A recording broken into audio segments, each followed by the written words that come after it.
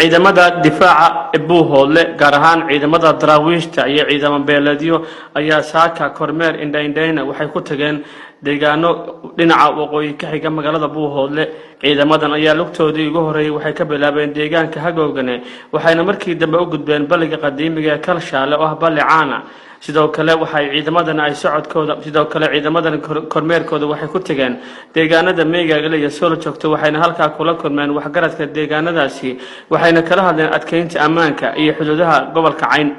waxa halkan ka hadlay saraakiisha ciidamadan hogaaminayay waxayna fariin u direen taliyaha ciidamada Soomaaliland oo dhawaan ka hadlay warbaahinta sidoo kale waxay soo dhaweeyeen ciidamadii ka soo goostay maamulka Soomaaliland ee dhawaan ku soo biiray ciidamada Puntland saaka oo ay bishu tahay 20 bishii 8aad waxaanu kormeer shaqo ku marnay Hagoogane Kalshaale Meegaagale goobaha aanu marnay waa goobihii ay ka geysatay ciidamada Soomaalidiidka ama Soomaaliland ay xasuuqa badan ka geysteen goobtan aan hadda taaganahay waad garanaysaan waa balligii Kalshaale 500 oo nin oo gobolada SSC u dhashay ayaa nuuxtaan ninka leeyahay agta ku mariyay haddana habeen hore waxaad maqlayseen wuxuu ku hadlayay iyo aflagaadooyinkiisii iyo hadalladiisii uu la cid gacan ku dhigla ku sheegay waxaan aad u xusuusanahay waxaan leeyahay gobolada reer SSC xasuuq uu ka geystay waa midaan aad loo ilaawi doonin gobolada culayska uu ku hayo iyo dilka ugu dambeysay gobolka Sool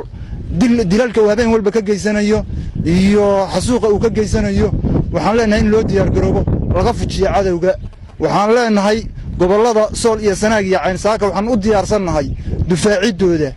gobolada Sool iyo Sanaag iyo Cayn ee SSC waxaan saaka u diyaarsanahay difaacidooda waxaan leenahay hubka hal la qaato waxa la iska dhacsho fursadda iyo chance-ka aan maanta haysanahay looga faa'iideysto cadawga inagu gaamuray ee dhiigeeniisu u miiranayay ku najaxay sidoo ugu najaxay wad aragtaan nuuxtaan dhiigiina sidoo ugu najaxay waxaan leenahay hal diyaar garoobo waxana la iska dhacsho dadka shacabka ee maatada sida beesha habar jecela iyo qabiiladana hal nabadgelyo hal la siiyo waa goobtani waa goobtii ay ka dhacday dagaalkii xumaa ee Kalshaale oo goobta aan taaganahay hadda saaka socdaal baan ku soo marnay Hagoogane Meegaagale Soo joogto gobol meelihii ay ka dhaceen dagaaladii xumaa maamulka Soomaaliland uu la galay gobolada SSC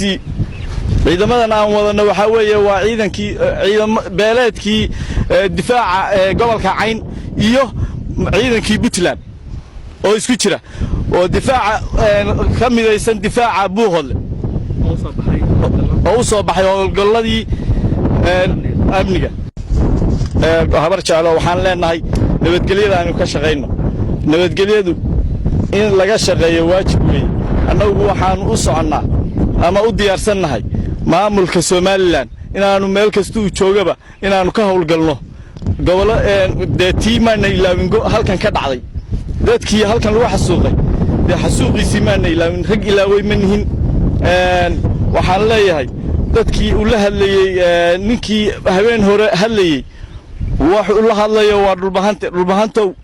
inta warsangeli uu ka soo tagay waxaan u hambaliyeenaynaa markii hore ciidamadii ka soo goostay beesha warsangeli aad baan ugu hambaliyeenaynaa waxaanu leenahay dhulbahante sidaas oo kale layn ka rabaa inaad ka timaadaan meesha waaba layn la hadlayay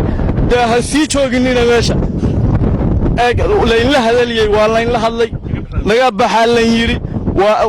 waxa uu xun inuu qofku garan waayo waxan marka waxaan leenahay beesha dhulbahante inta yar ee ku jirta kuma wada dhama wax yar baa ka jira oo meesha dhacfi yar ku qaata ha iskaga yimaadeen halkanina